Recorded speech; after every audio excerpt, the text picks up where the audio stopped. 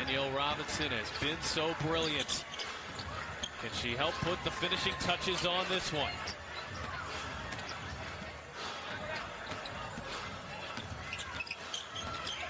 Robinson driving on Heidemann. Robinson flips it up and banks it home.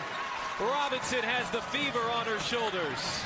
When she needs a bucket, she is the one to look to, as Heidemann again hits that big three. Just big plays after big plays. That kind of separates the goods from the greats. Oh, goodness. After this game for 3.5 quarters was dominated by the defenses. Neither team could get the three ball to fall. Natisha Heidemann, Connecticut had hit 2 all game. So you look at this Robinson take. And right now, that 2 points is the difference in this game. Heidemann has hit threes on back-to-back shots, and that was not an easy look. They're kind of trading baskets here, it looks like, just kind of going against each other right now. You know, and I really love, especially in our league, just to continue to grow the game. You want to see the fans get involved and that excitement from each player and the benches. I really enjoy how this game is going and playing out. Now, you obviously want to get your best look possible here, but there is a way to time this perfectly where if you can get a good look and take it right around that 30-second mark, you could play 2 for 1, which could give yourselves a final possession if you were to need it. Right. So Fever still in the driver's seat of this one. That lead has been cut to 2. Now Mitchell struggling to get it in, and just does to Robinson. In the capable hands of Indiana's 10th year guard out of Oklahoma.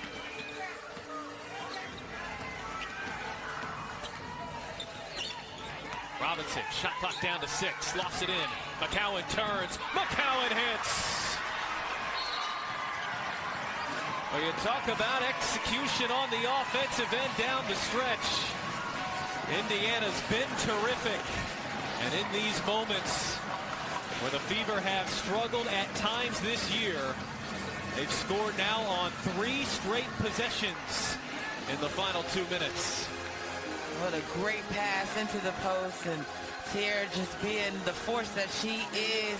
She turned around, nice little hook right over that left shoulder and put the ball in the basket. Big basket after big basket is what this Fever team needs to close this game out. So a 4-point lead for Indiana, still 25 seconds remaining here. Do I need to say it? You need to blanket Heidemann. She's hit a couple of threes here lately.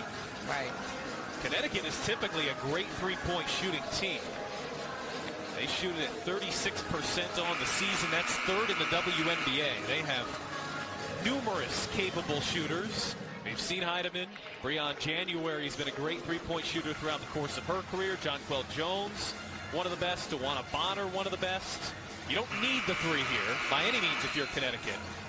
If you're the Fever, you really have to defend against it, as that three-pointer has kept Connecticut in the game here so far.